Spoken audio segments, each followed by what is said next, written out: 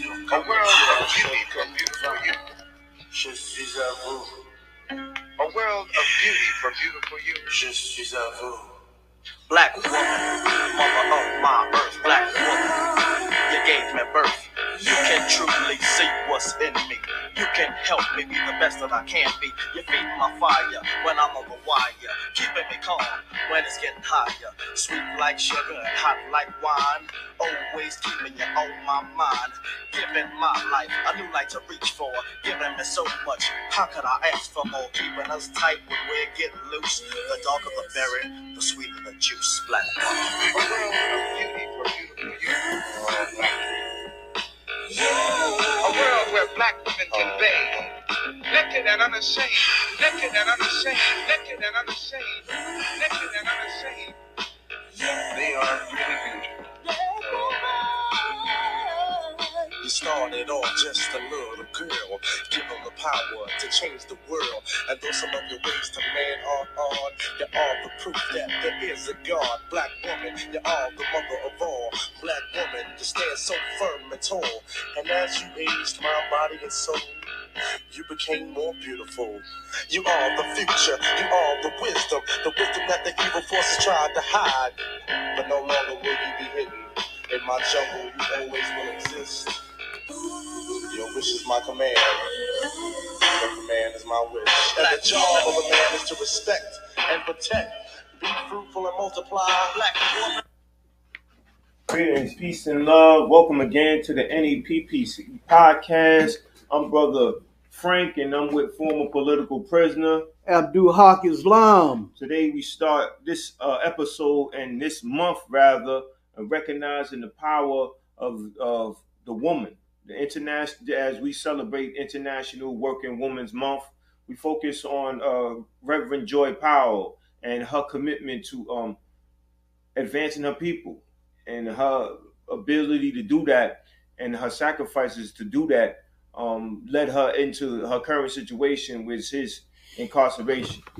If you're familiar with her story, our sister was basically fighting against police brutality, and her efforts and her ability to win people over to what she was doing brought her into her current situation.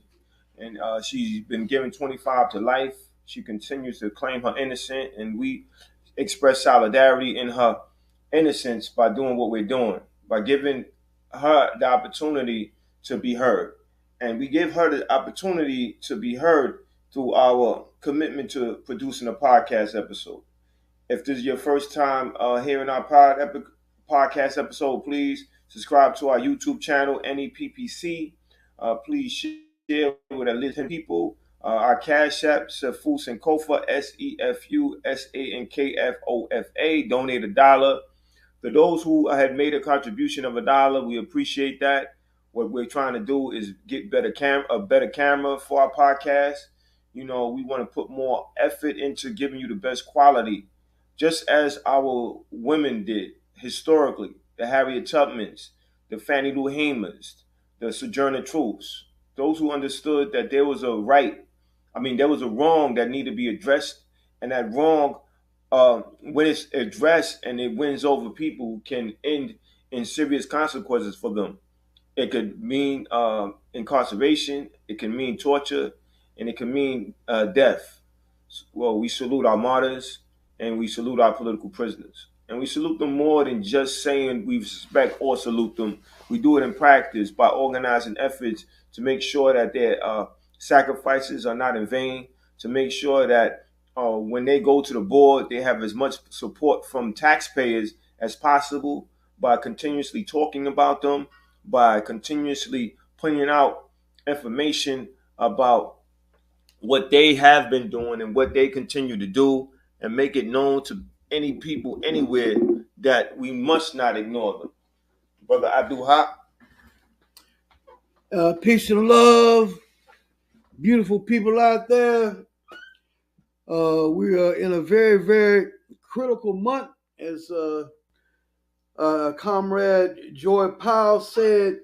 You know, we often talk about our male political prisoners. You know, we need to talk about our female freedom fighters, our warrior queens, those who stood up, the female, from the lioness, to our revolutionary freedom fighters, all the way from that tall sister I accidentally bumped into the other day who was going to dust me, to sisters who led liberation struggles on the continent, like Queen Nzinga, who led the war against the very, very oppressive, um, very, very cruel Portuguese, Ya Asantewa, who warrior queen, who led the war against Britain. You understand? Fannie Lou Hamer, Underground Railroad. And I add as a footnote to that, that my ancestors were runaway slaves. So I give a special thanks to that sister. Women, you understand, very, very powerful. We all, our movement was uplifted by the freedom of Asala Shakur. Asala Shakur is alive and well. The FBI can go to hell.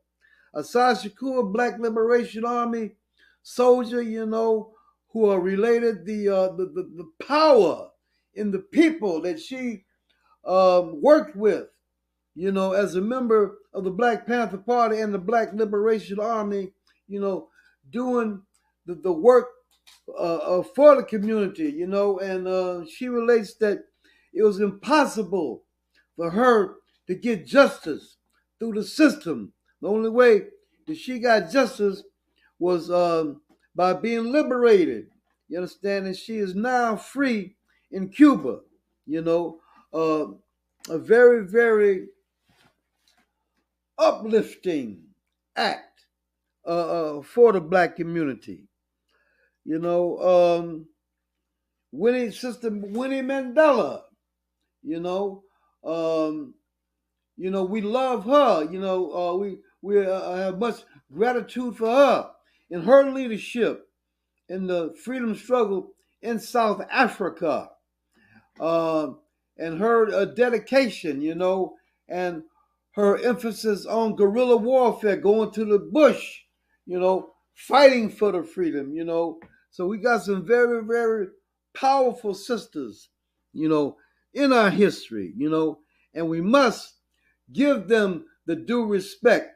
We had Sister Joy Powell on a few weeks ago, and inshallah, we are working on having her on live again. And the struggle continues.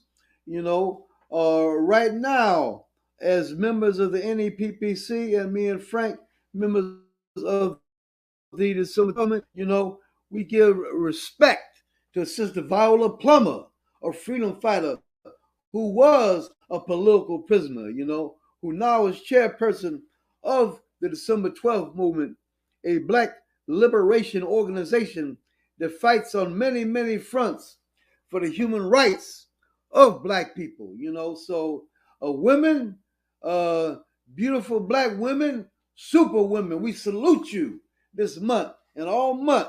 We will be giving tall respect to the Black women, the respect that they deserve, you understand? And, we can't do this without them. Black power. Yes, brother, well said. And we had to understand the sacrifices of our women, because all of us came from a woman, and all of us understood what it means to stand up and fight. Because women teach us the importance of fighting, and we should recognize that by actually fighting ourselves, right? Because what does it mean to learn how to do something if you're not putting it into practice? So I think that has to be understood. That has to be extremely clear, and we have to stand up and take a position when it comes to the legacy of our women. Because when I think about my ancestry, and I think about my strong history in Virginia, and I think about my ancestors like Mary Fields, who had to deal with the prejudice and the racism. So if I'm going back to like 1890 and even before that, I think about what they were going through. And my grandmother, who had a third grade education, and her cousin, who had a second grade education because of the school system, the segregated school system, and being that you were black, you were not given the right to an education. And I think about their life and what they had to deal with because of racism. And we have to look at that and look at their trials and tribulations and their ability to persevere. And when they share those stories with us, how do we relate to what's going on? How do we relate to the struggle that we make commitments to? Like when you look at your ancestors, I look at mine in particular and the struggle they had in Virginia, and I think about the first African slave ship that was brought there in the Atlantic slave trade. Um, Transatlantic slave trade, and I think about that being the beginning of centuries of that particular atrocity, and I think about what were my ancestors going through, and how can I show respect for their perseverance. I have to do some work. I have to take a stand against reparation. I have to take a stand against any form of injustice, and that's why we have to focus on political prisoners and focus on what they had to sacrifice, and understand that they had to come together with whoever was doing what at the time. Some of them were more advanced in their thinking and choose to express solidarity in actually taking up a cause, and some of them were just in a position where they were maybe terrified and didn't want to participate in anything and just wanted to survive. And we look at everybody's role and the choices that people made, and it's easy to say what you would have done when you're not in those situations. But in the current time that we live in, we have the ability to do more based on our understanding and our ability to do research, right? We have more equipment. We have more at our disposal to decide what direction we're going to go to. And I think that needs to be utilized properly. Because now when I look at Joy Powell and I look at her commitment to empowering her people, and if it's not police brutality, it's something else going on in her community, she'll get her hands in because she understood what she had to do, and she decided to do it regardless of the consequences. And that's why I understand that Joy must be recognized as someone we need to emulate. She must be recognized as somebody that we cannot afford to not talk about consistently or afford to forget. Because if we forget somebody like Joy Powell, then we have to replace that. We have to understand how we're gonna move forward. Right? We don't have no one to emulate or nobody to be that model, that example. Brother, what's the importance and the power of a model and example? Well, leadership is always important, and in a environment, you understand, in which you surrounded 360 by violence. It is always important to have a role model, some leadership. You understand, that gives a positive example. And you mentioned how women, teach us how to fight. Many of us have had an experience when it was our mother who told us, somebody hit you, you better hit them back. You understand? Or you don't get toe up, you understand, when you get back here, So it's very, very important. We must stand up. We must stand up and be strong people, and strong female leadership, you understand, is important as the oxygen we breathe, as the blood that is in our veins.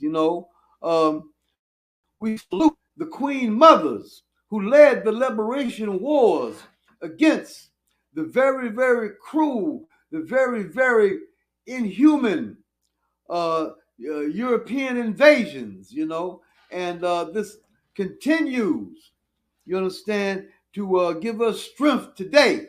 You understand? Our women in the movement, like the brother said in a presentation a few minutes ago, that the biggest percentage of the women in the Black Panther, of the people in the Black Panther Party, were women. You understand? And we continue to hear their messages, to read their words, to hear their voices. And we say right on, straight ahead, Black Power. We love you. A Black woman, Black queen, Black warrior. You know, uh, continue to do what you do, and we will continue. You understand, to be the best that we can be to you. Absolutely, right? You say the word continue. That means that we have to be consistent. We have to engage in protracted commitment in a protracted struggle, right? The conditions did not happen overnight, and our real change is not going to happen overnight. Right. And our women teach us that. Our women teach us that, they are loving, they are patient with us when we are children. They become patient with us when we become older, adolescents and teenagers. And, they have moments as humans where they do lose their impatience. But that love that's there is very dominant. And that love deals with those errors. And it deals with those errors in a way where they teach us at a later point in their lives that, they made mistakes, and they want to be forgiven. Now, every woman is different. Every woman deals with her offsprings differently. But generally speaking, I think that they all have that intent to do the right thing. Nobody wants something that comes from them, right, to not be of best quality. And I think that we have to look at that, and we have to focus on that. So as we interact with the women, strong women, and recognize their contributions to empowerment of a people that's oppressed, we have to understand that level of love, right? Che Guevara said, at the risk of sounding utterly ridiculous, revolutionaries are motivated by love, right? Correct. So, a woman is motivated by love. Right on. She got you in her body for 9 months. You come out, they are bathing you, feeding you, nursing you when you're not well, and doing whatever necessary to prepare you for the world. And even at a whole entire level, another level, they're preparing you for the time that they're not going to be around when they make their transition. So we have to understand that, recognize that, and show our appreciation through what we decide to do. So that's why every time we talk about women, we have to think about, their position. We have to think about, how they continue to fight for us, and how they continue to fight with us, as they did in the Black Panther Party, as they did in the Haitian Revolution, as they did in the the freedom rides during that time in the 60s. Underground Railroad.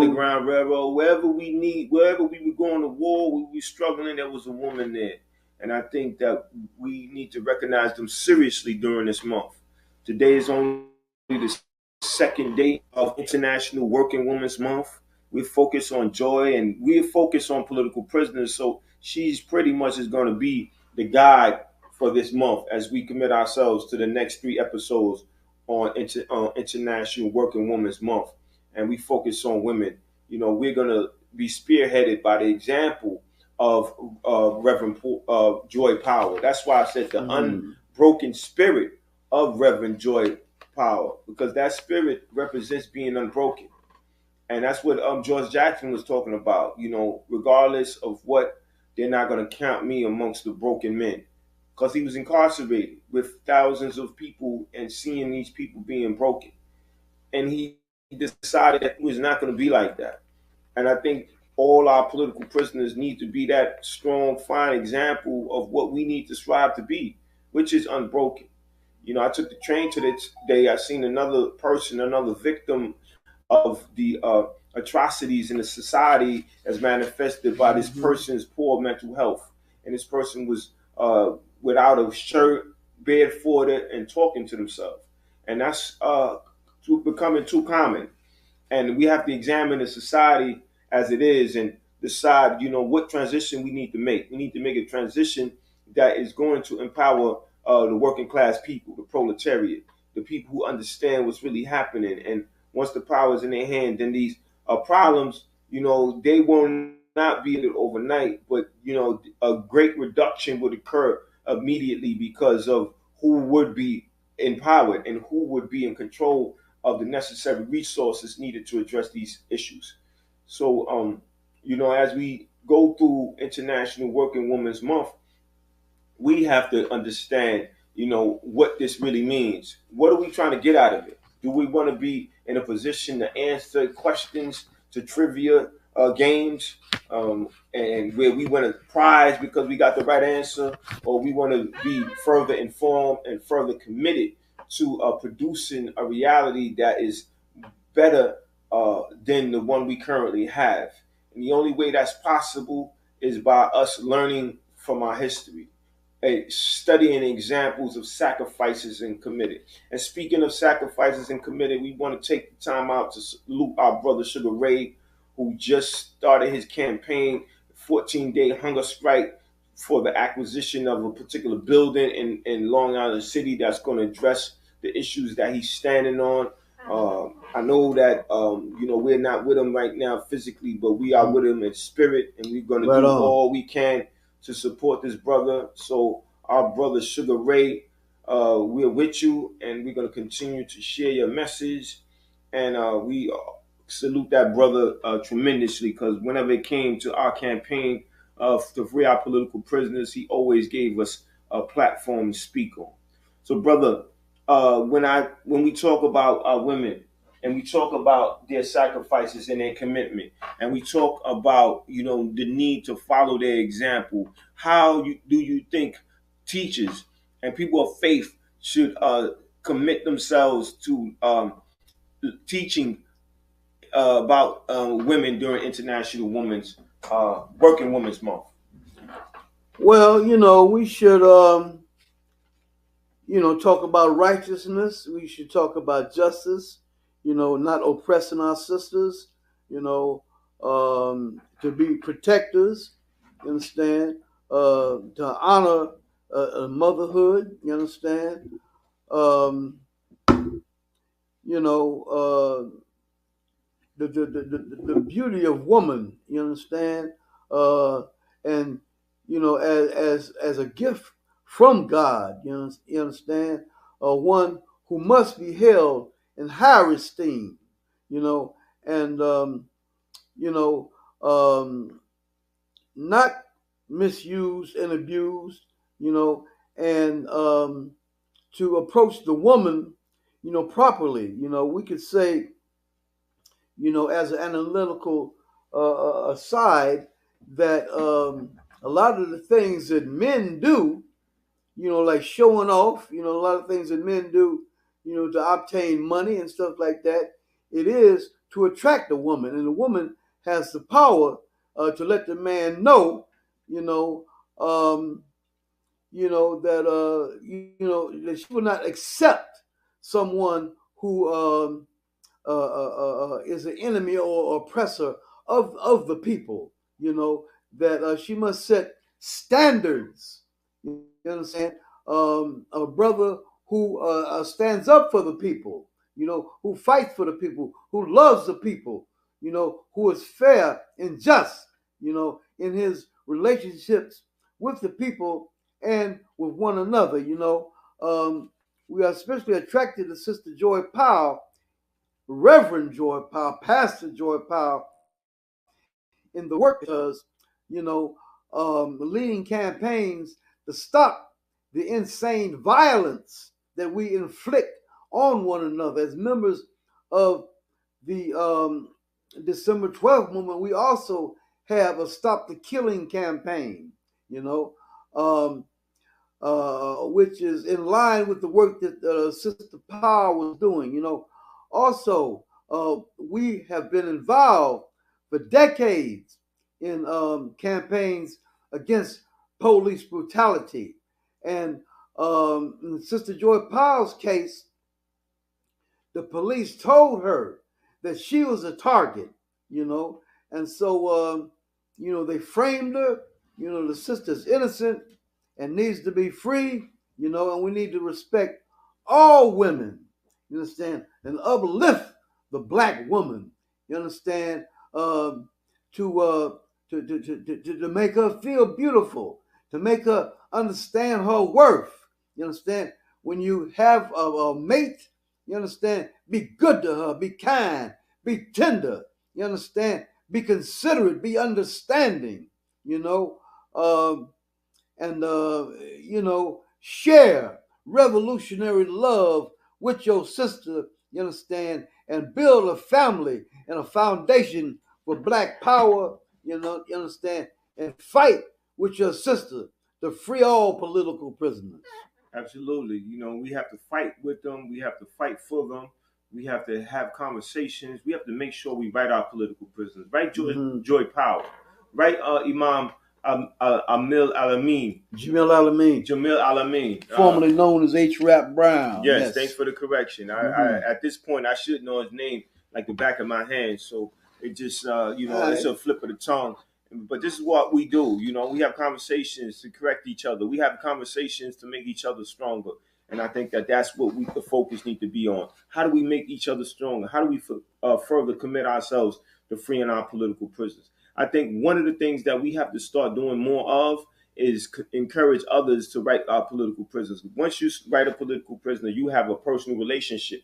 You're going to engage that person via a written word. And then from that, your consciousness is going to be risen. And wherever you're at, you're going to carry on that dialogue. You're going to let others know that I wrote to a political prisoner. They wrote me back. And in exchange of ideas, I'm here right now. So I'm presently representing a political prisoner. And I'm presently going to let you understand the need to free this political prisoner. And now that political prisoner has a voice any and everywhere where you are at because you represent that political prisoner. So that's the severity of writing to a political prisoner, and that's the power that you have when you do that. So we have to encourage others to write to political prisoners, and then we have to let that ideas circulate in our community. So now when a political prisoner comes to the board, if the last time they came to the board, they had 1,000 supporters. Now they're gonna have 2,000 supporters.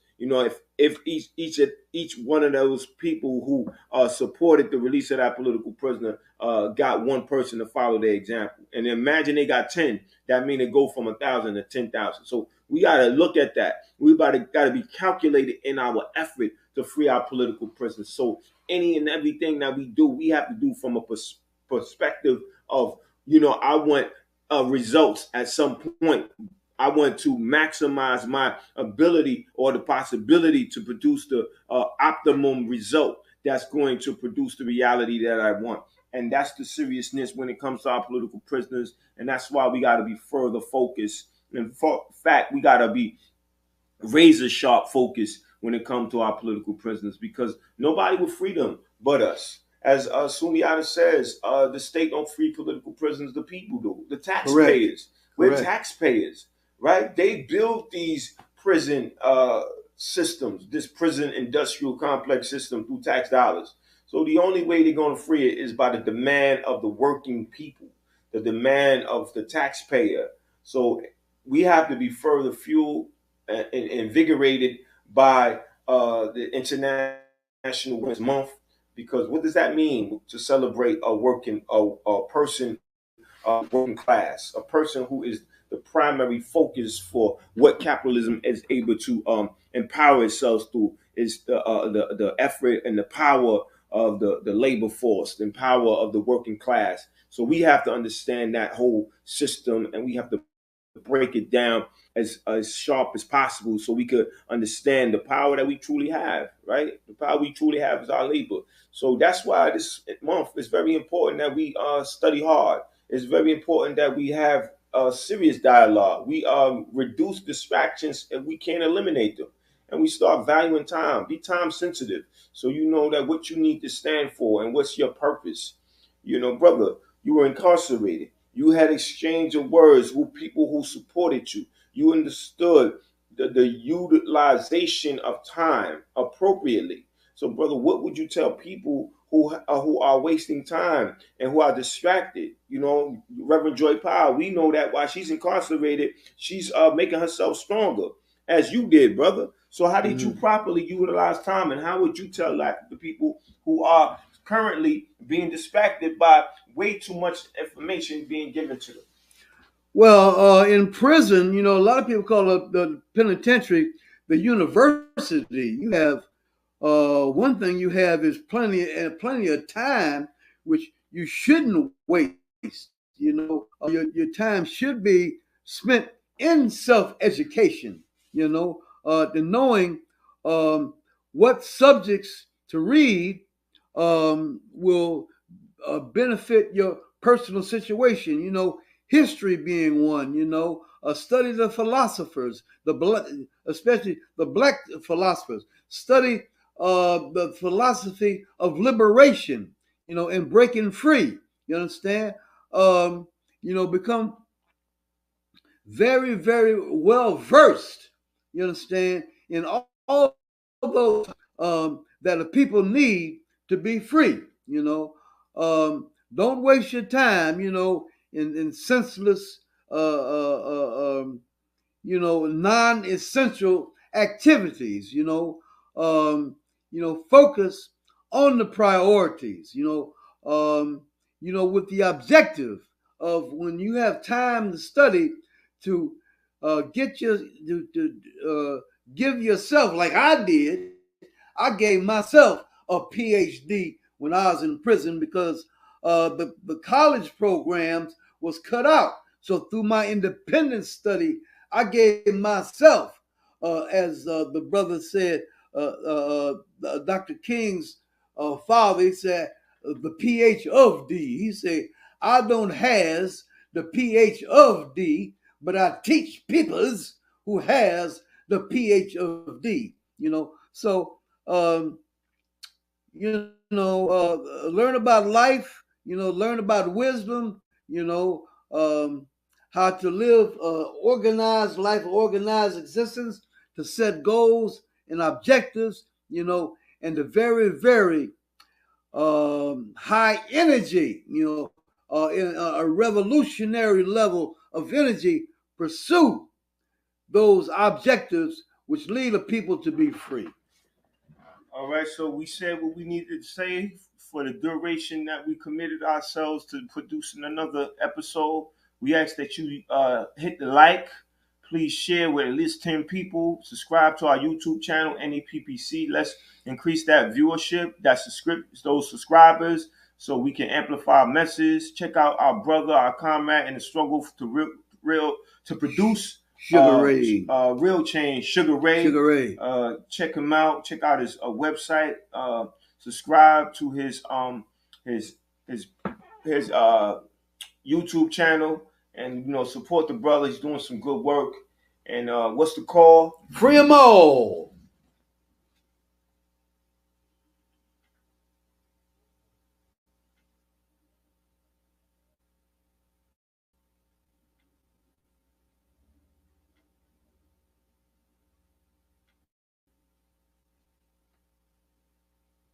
We have to do this as well. And I have to give the credit to this idea of Miss Kathy Hughes of Radio 1. She's like, Michael, it is time that you guys organize a fund to set aside to help people who sacrifice for our freedom. Meaning, every time something happens, I hear this. Why don't the gang bangers jump up and do something for us? Why don't you kill them? You kill each other. And I say to myself, when is the last time you sent money to Assata Shakur? When is the last time you sent money to Matulu Shakur? When is the last time you sent money to Mumia Abu-Jamal or Larry Hoover or Jeff Ford or Leonard Pelter? When is the last time you have made it your business to send money to a revolutionary or a hoodlum that has helped us? And until we start to do that, how can we ask these young men to be warriors? Because if they do it in the name of the hood, at least the hood gonna honor their name always. At least the hood gonna make sure at least their children got something or their mama's house is looked after. As a community, if we're going to ask people to bungee jump for us with no cord, be prepared to take care of them when they get a life sentence. Be prepared to look after their families. See, I don't mind the work getting done, but let's take care of the workers. Let's stop asking more out of people than we would do for ourselves. So what I'd like to see, my dream thing, is to see 1 million people from the culture dedicate $10 a month. That's $10 million a month, $120 million a year toward taking care of civil rights leaders who have worked on our behalf and are elderly now and don't have to take care of themselves, like Rosa Parks, whose rent was paid by the owner of Little Caesars Pizza. We should have had a fund to make sure that she never had to worry about it again in her life. We should have a fund that makes sure money makes it to Assata Shakur.